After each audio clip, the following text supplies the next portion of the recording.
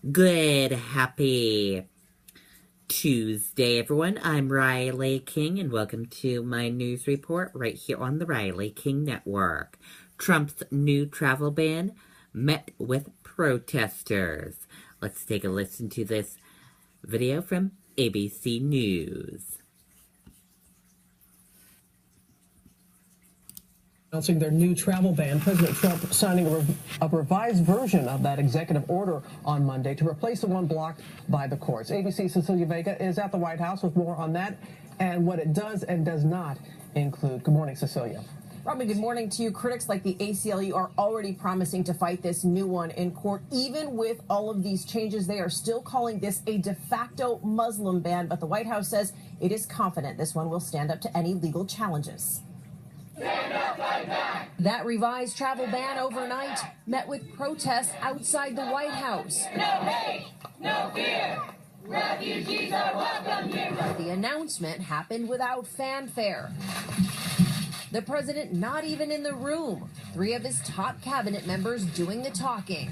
To our allies and partners around the world, please understand this order is part of our ongoing efforts to eliminate vulnerabilities that radical Islamist terrorists can and will exploit for destructive ends. And not taking questions. The White House instead releasing this photo of the president signing the new executive order in the Oval Office. The revision coming after a series of delays.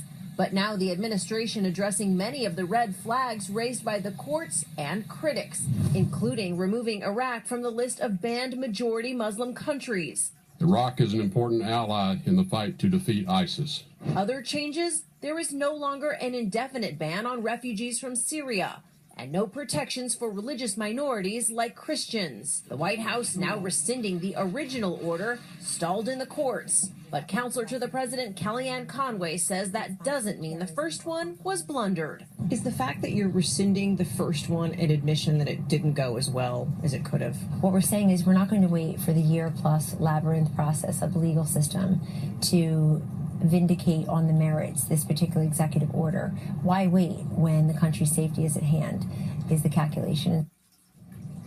Now, one other big difference with this new travel ban, the president said the first one had to be implemented immediately because the nation's security was at risk. But this new order doesn't take effect for 10 days. The White House says that is to give agencies the time to implement this. Robin, of course, that comes after that botched rollout of the first one. Yes, it does. And Cecilia, let's talk about Dr. Ben Carson and what he said when addressing HUD employees yesterday. He made this reference to slavery and immigration. There were other immigrants who came here in the bottom of slave ships, worked even longer, even harder for less.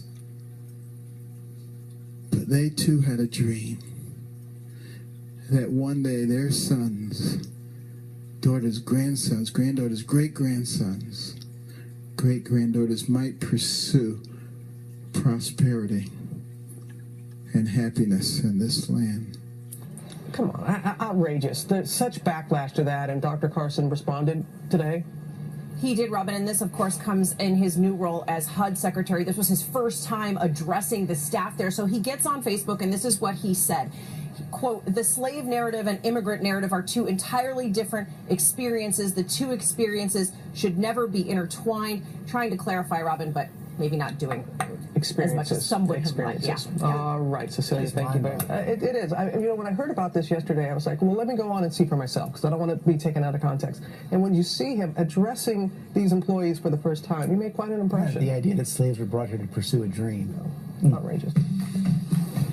Okay, and there you go on that report. And that does it for my news report right here on the Riley King Network. Have a great rest of your Tuesday, everyone. Goodbye.